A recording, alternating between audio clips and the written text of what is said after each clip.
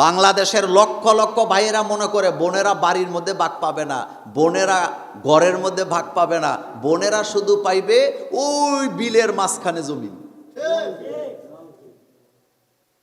অথচ আল্লাহ পাক বলছেন ও আতিজাল কোরবা হাক্কা, এটা তাদের হক, এটা তাদের কি, তুমি তাদের প্রাপ্যটা তাদেরকে বুঝায় দাও।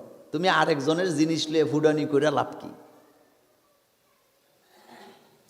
অল মিসকিন মিসকিন মিসকিন মিসকিন আমাদের দেশে আসেনি? আমাদের দেশে মিসকিনকে এখন আর খাওয়ায় না। বন্ধু বান্ধব নিয়ে আয়োজন, মোল্লা নাজিমরে দাওয়াত দিছেন আজকে, একেবারে ৬-৭ রকমের খানা। জুমুরের খানার কথা তো সবাই বলে, আলহামদুলিল্লাহ বলে না? কথা কর না কেন? খাওয়ানোর লেগে বলি না, আপনারা তো খাওয়ান। বিরাট বড় আয়োজন,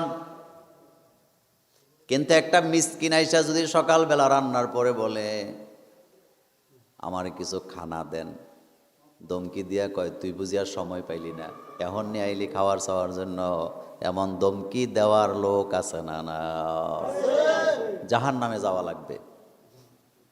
মোল্লা নাজিম রে না খাওয়াইলে জাহান নামে যাবেন না, চেয়ারম্যান রে না খাওয়াইলে জাহান নামে যাবেন না, কিন্তু মিসকিনকে না খাওয়াইলে কোথায় যাবে?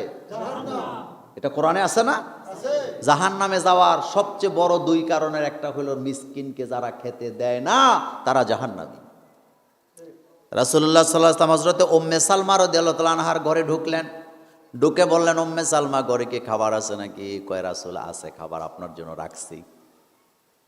দৌড়ে গেছে রাসূলের জন্য রুটি রাখছে, গোশত রাখছে পাতিলার মধ্যে, কিন্তু যায়া দেখে পাতিলার ঢাকনা উঠায় দেখে গোশত নাই, রুটিও নাই, পাথরের টুকরা পড়ে আছে। লজ্জায় পড়ে গেছে রাসূলকে এখন কি বলবে। এখন বলে আসছে রাসূলকে আপনার জন্য রুটি রাখছি, গোশত রাখছি। আল্লাহ রাসূল কয় উম্মে সালমা আসো। উম্মে সালমা বলতেছে রাসূল গো কিভাবে আপনাকে বলি লজ্জার কথা। কয় কি হয়েছে? কয় রাসূল আপনার জন্য এই পাতিলার ভিতরে রুটি রাখলাম, গোশত রাখলাম, কিন্তু রুটিও নাই, গোশত নাই, পাথরের টুকরা পড়ে আছে। আল্লাহর নবী বললেন আমি নিশ্চিত তোমরা মিসকিনকে খেতে দেও নাই। উম্মে সালমা কয় হ্যাঁ রাসূল, ঘটনা তো সত্য, আপনি যা বলেছেন হুবহু তাই হয়েছে। খাবার যখন আপনার জন্য রাখছি, মিসকিন আইসা চাইছে আল্লাহর নামে দেওয়ার জন্য, কিন্তু আমরা তো চিন্তা করছি এটা তো রাসূলুল্লাহর জন্য খাবার, এটা মিসকিনকে দেই কিভাবে, রাসূল কি খাবে, এই চিন্তা করে দেই নাই। আল্লাহর নবী বললেন শুনে রাখো, যারা মিসকিন খাবার চাওয়ার পরে মিসকিনকে দেয় না তারা মূলত পাথর খায়, খাবার খায় না। কিন্তু আমি তো নবী, আমার জন্য আল্লাহ এটা বাস্তবে পাথর বানায় দিছে, কিন্তু সাধারণ মানুষের জন্য বাস্তবে পাথর দেখা যাবে না, কিন্তু যেটা খায় এটা পাথরই খায়, এটা খাইলে হৃদয় শক্ত হয়ে যায়।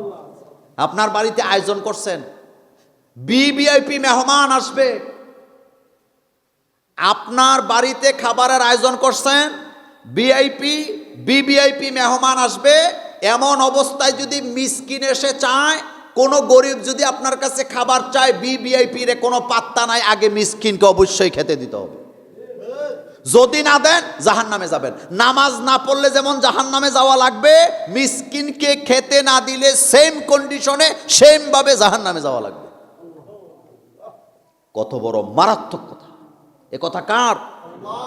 মিসকিনকে কখনো না বলা, 2 টাকা হইলেও দিয়ে দিবেন, কোনো প্রশ্ন করবেন না, 2 টাকা হইলে দিয়ে দিবেন, যা আছে দিবেন, একেবারে না থাকলে মাথার মধ্যে একটা কি দিবেন, মুসা দিয়ে দিবেন, কিন্তু কখনো বিরক্তি বা প্রকাশ করবেন না। এটা মেরাজের শিক্ষা। বলেন এটা কিসের শিক্ষা? এরপরে বলা হয়েছে আপনার সাবিল, আল্লাহর রাস্তায় তোমরা ব্যয় করো। কার রাস্তায়? ওয়ালা তুবাজ্জির তাবজিরা, কিন্তু খবরদার অপচয় করা যাবে না। শুনেন, ইসলাম, আমার আল্লাহ যে কত দয়ালু, কি সুন্দর ইসলাম আমাদেরকে দিচ্ছে।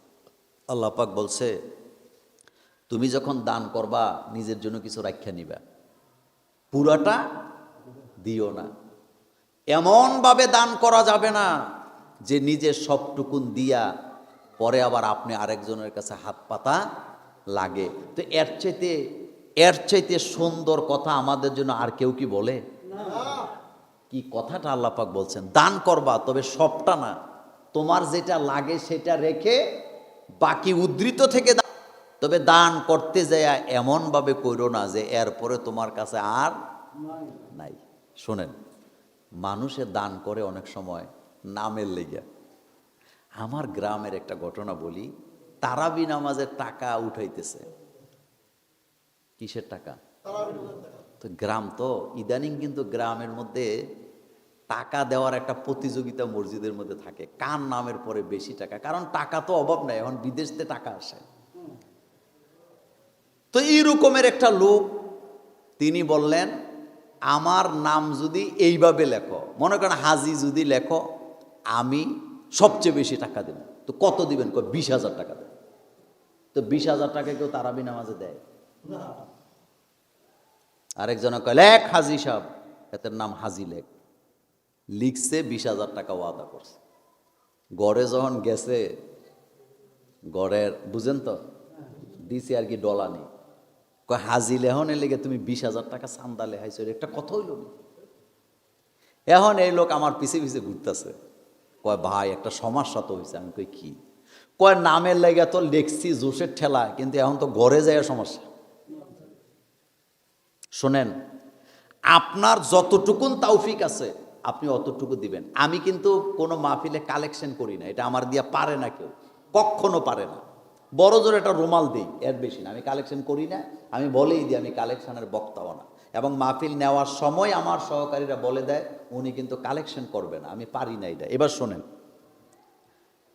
অনেক মাহফিলে যে আমি শুনছি টাকা লেখায়, কিন্তু আপনারা বোধহয় শোনেন না এমন কথা।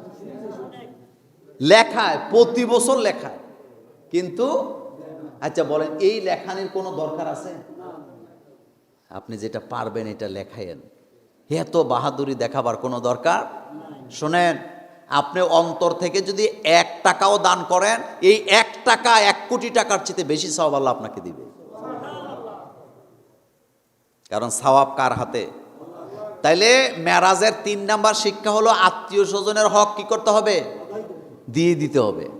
আরেকটা হলো মিসকিনকে নিষেধ করা যাবে না। আরেকটা হলো দান করতে হবে কার রাস্তায়?